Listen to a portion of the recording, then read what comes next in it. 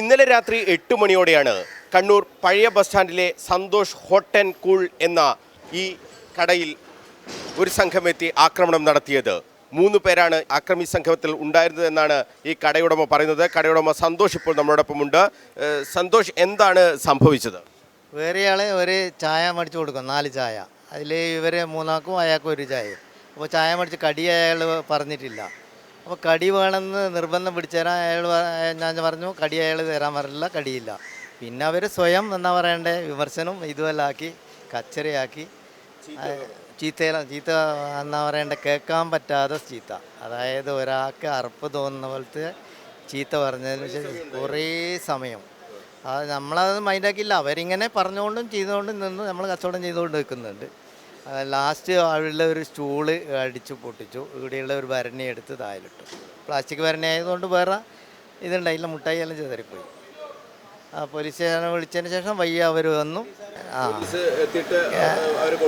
അവരെ കൊണ്ടുപോയിച്ച് അവരെ ആദ്യം കിട്ടിയില്ല. പിന്നെ അങ്ങോട്ട് നിർത്തിയാൽ ഞാൻ കാണിച്ചു കൊടുത്തു. അവർ രണ്ടാളെ വന്നു ജീപ്പിൽ കയറ്റിയെന്ന് പറയുന്നു. ഇത്തരം ഈ സംഭവങ്ങൾ ഈ പഴയ ബസ് സ്റ്റാൻഡിൽ ഇത്തരം പ്രശ്നങ്ങൾ എന്നും ഇടയ്ക്കിടയ്ക്ക് ഉണ്ടാവാറുണ്ട്. ആരും എന്നാ പറയണ്ടേ ഒരു നടപടി ഉണ്ടാവില്ല അവസ്ഥ. അതിനെന്തൊക്കെ ഇത്തരം മദ്യപിച്ചിട്ടാണോ ആ സംഘം ഉണ്ടായത്? അവർ എല്ലാ സമയം മദ്യപിച്ചിട്ടുണ്ടേ. മദ്യപിരായിട്ട് ഇവിടെ ഉണ്ടാകുന്ന ആൾ തന്നെയാണോ? അവരെ അധികം എന്താ വെച്ചാൽ അവരോട് ചോദ്യം ചെയ്യാൻ ആരും ഇല്ല എന്നുള്ള കണ്ടീഷനിലാണ്. ഇത്തരം സംഘങ്ങൾ ഒരു തമ്പടിക്കുന്ന ഒരു കേന്ദ്രമായി ഈ പഴയ ബസ് സ്റ്റാൻഡ് മാറുകയാണോ? ഇന്ന് നേരെ വരുന്നത് പഴയ സ്റ്റാൻഡിലേക്കാണ്.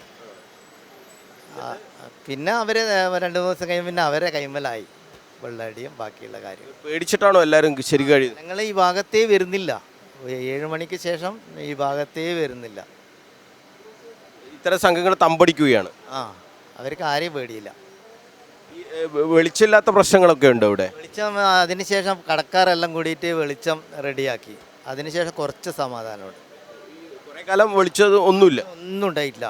കംപ്ലീറ്റ് ഇരുടാണ്. ആ ഇരുടായതുകൊണ്ട് എല്ലാ കടക്കാരും സഹകരിച്ചിട്ട് പുതിയ ലൈറ്റ് ആക്കിയതാണ്.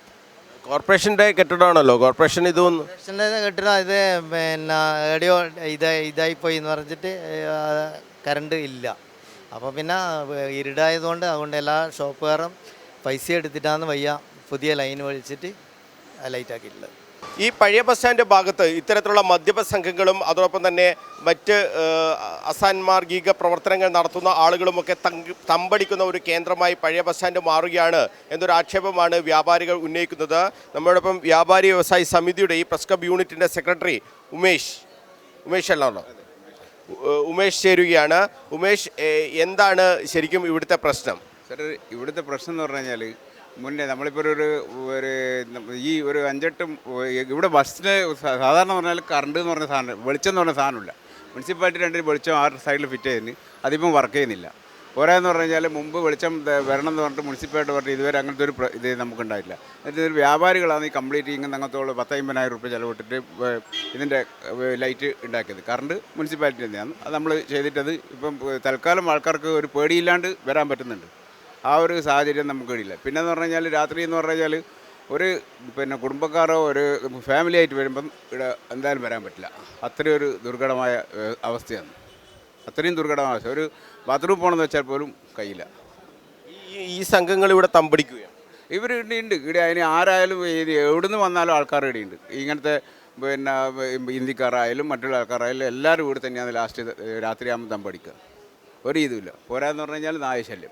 ഒത്തിരി നായശല്യം എന്ന് പറയും. ഒരാൾ ഇവിടെ വന്നിട്ട് രാത്രിയാകുമ്പോൾ എന്ന് പറഞ്ഞാൽ നായ്ക്ക് ഇറച്ചി കഷ്ണം കൊണ്ടിട്ടുണ്ട് മാർക്കറ്റിൽ നിന്ന് എടുത്തിട്ട്.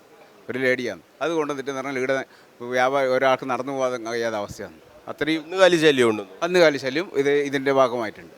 അങ്ങനെ ഒരു വല്ലാതൊരു അവസ്ഥ. ബസ് സ്റ്റാൻഡ് ശരിക്കും എന്ന് പറഞ്ഞു കഴിഞ്ഞാൽ ബസ് സ്റ്റാൻഡ് ചിലപ്പോൾ ഈ കോൺക്രീറ്റ് ചെയ്തുകൊണ്ടായിരിക്കും ബസ് സ്റ്റാൻഡ് നിലനിൽക്കുന്നുണ്ടാവും. അല്ലെങ്കിൽ എന്ന് പറഞ്ഞാൽ ഈ ബസ് സ്റ്റാൻഡ് നേരത്തെ ബസ് കയറാണ്ട് പോയിട്ടുണ്ടാവും. സാധാരണ എല്ലാ കോർപ്പറേഷനിലും കാണുന്നതെന്ന് പറഞ്ഞു കഴിഞ്ഞാൽ എല്ലാ രീതിയിലെന്ന് പറഞ്ഞു കഴിഞ്ഞാൽ bus stand 2 bus stand 3 bus സ്റ്റാൻഡുള്ള കോർപ്പറേഷനാണ് എല്ലാ കേരളത്തിൽ അങ്ങോട്ടുള്ള സംസ്ഥാനങ്ങളിലുള്ളത്. പക്ഷേ കണ്ണൂർ കോർപ്പറേഷനിൽ മാത്രമേ ഇങ്ങനത്തെ ഒരു പരാധീനത കാണുന്നുള്ളൂ. എന്ന് വെച്ചാൽ അത്രയും വ്യാപാരികളെല്ലാം ഒഴിഞ്ഞു പോവുകയാണോ കംപ്ലീറ്റ്? ഇതാ നിങ്ങളെല്ലാം നോക്കിയാൽ തന്നെ തിരിയും. എല്ലാ കടകളും പൂട്ടിയിട്ട് തന്നെയാണ് ഉള്ളത്. ആകെ വർക്ക് ചെയ്യുന്നത് ഒന്ന് ലോട്ടറി കട, ഒരു 5-6 ലോട്ടറി കടയുണ്ട്, കുറച്ച് 2-3 ചായക്കടയുണ്ട്. ബാക്കി എല്ലാവരും ഒഴിവായി പോയി എന്ന് പറഞ്ഞു കഴിഞ്ഞാൽ മേൽവാട കൊടുത്തിട്ട് അവിടെ നിൽക്കുന്നേ ഉള്ളൂ. വാടക തന്നെ ഓരോ ആൾക്കാരും അവിടെ തൽക്കാലം നമുക്ക് ഈ ഇതിൽ എന്തെങ്കിലും മാറ്റങ്ങൾ ഉണ്ടാവുമെന്ന് വെച്ചിട്ട് അവിടെ പിടിച്ചു നിൽക്കുന്ന ആൾക്കാരാണ് എല്ലാ പീടി ഷോപ്പും തുറന്നിട്ട് കൂട്ടിയിട്ടില്ല. എല്ലാവരുടെയും പ്രശ്നം ഈ സംഘങ്ങൾ തമ്പടിച്ച് കുഴപ്പമുണ്ടാക്കുന്നു. ഒന്നാമത് പിന്നെ ഇവിടെ നിന്ന് വരാൻ തന്നെ മടിയാണ് ആൾക്കാർക്ക്, പേടി തന്നെ. രാത്രിയാകുമ്പോൾ എന്ന് പറഞ്ഞാൽ ഭയങ്കര വല്ല പേടിയുള്ള ഒരു അവസ്ഥ തന്നെയാണ് രാത്രിയാകുമ്പോൾ. എന്ത് നമ്മൾ ഏത് അധികാരികളോട് പറഞ്ഞു കഴിഞ്ഞാലും ഇതിനൊരു മോശം കിട്ടുമെന്ന് നമുക്ക് തോന്നുന്നില്ല.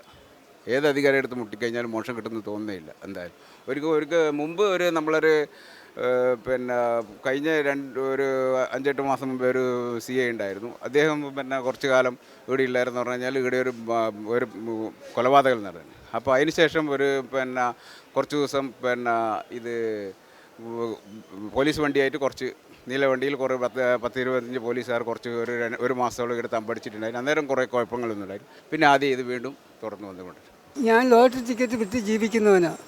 ഈ മാസത്തിൽ എൻ്റെ കയ്യിൽ നിന്ന് 4 പ്രാവശ്യം പൈസയും പോക്കറ്റടിച്ച് എല്ലാം പോയി. ഇന്നും ഒരു മൊബൈൽ പോയി. ഇന്നും കഴിഞ്ഞ ദിവസങ്ങൾ സംഭവിച്ചത് ആളുകൾ ഓടിച്ചിട്ട് പിടിച്ചു വാങ്ങിക്കുന്നതാ, എടുത്തോണ്ട് പോകുന്നതാ. ഈ മാസം 4 പ്രാവശ്യം എൻ്റെ കയ്യിൽ നിന്ന് പൈസ പോയി.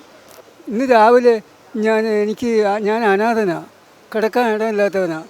KSRTC ബസ് സ്റ്റാൻഡിൽ പിന്നെ ഇവിടെല്ലാം കിടന്നിട്ട് ഞാൻ കക്കൂസി പോയി റെയിൽവേ സ്റ്റേഷനിൽ. അവിടെ ഞാൻ അകത്ത് കയറിയപ്പം അയാളുടെ ഫ്രണ്ടിൽ ഇത് വെച്ചിട്ട് പോയി, ബാഗും എല്ലാം വെച്ചിട്ട് പോയി. പേഴ്സ് അതിനകത്തുണ്ടായിരുന്നു, പേഴ്സ് എടുത്തില്ല, മൊബൈൽ എടുത്തിട്ട് പോയി. ക്യാമറയിൽ കണ്ടു. ഞാൻ അവിടെ പരാതി പറഞ്ഞിട്ട് അവിടെ ക്യാമറയിൽ നോക്കിയപ്പം ആളിനെ കണ്ടു, ഫോട്ടോയും എടുത്തിട്ടുണ്ട്. എന്തായാലും ഈ പഴയ ബസ് സ്റ്റാൻഡ് പരിസരത്ത് ഇത്തരത്തിലുള്ള ഈ മദ്യപ സംഘങ്ങളും മറ്റ് ലഹരി മാഫിയ സംഘങ്ങളും ഒക്കെ തമ്പടിക്കുന്ന ഒരു കേന്ദ്രമായി രാത്രികാലങ്ങളിൽ മാറുന്നു എന്ന പരാതിയാണ് വ്യാപാരികളും അതോടൊപ്പം തന്നെ ഈ പൊതുജനങ്ങളും ഒക്കെ ഉന്നയിക്കുന്നത്. ഇതിന് ഒരു പരിഹാരം കാണണം എന്ന ആവശ്യമാണ് ഇവർ ഉന്നയിക്കുന്നത്. അതോടൊപ്പം തന്നെ ഈ തെരുവ് നായശല്യം അതും രൂക്ഷമാണ് എന്ന് വ്യാപാരികൾ പറയുന്നുണ്ട്. ആളുകൾക്ക് രാത്രി സന്ധ്യാസമയമായാൽ ഈ പഴയ ബസ് സ്റ്റാൻഡ് ഭാഗത്തേക്ക് വരാൻ കഴിയാത്ത ഒരു സാഹചര്യം ഉണ്ട് എന്നുള്ള ഒരു ആക്ഷേപമാണ് എല്ലാവരും ഉന്നയിക്കുന്നത്. കോർപ്പറേഷനും പോലീസും ഇക്കാര്യത്തിൽ അടിയന്തര നടപടി സ്വീകരിക്കണം എന്നൊരാവശ്യമാണ് എല്ലാവരും ഉന്നയിക്കുന്നത്. കണ്ണൂരിൽ നിന്നും ക്യാമറമാൻ ബിജു അഴീക്കോടിനൊപ്പം മനോജ് മയ്യിൽ, കണ്ണൂർ വിഷൻ.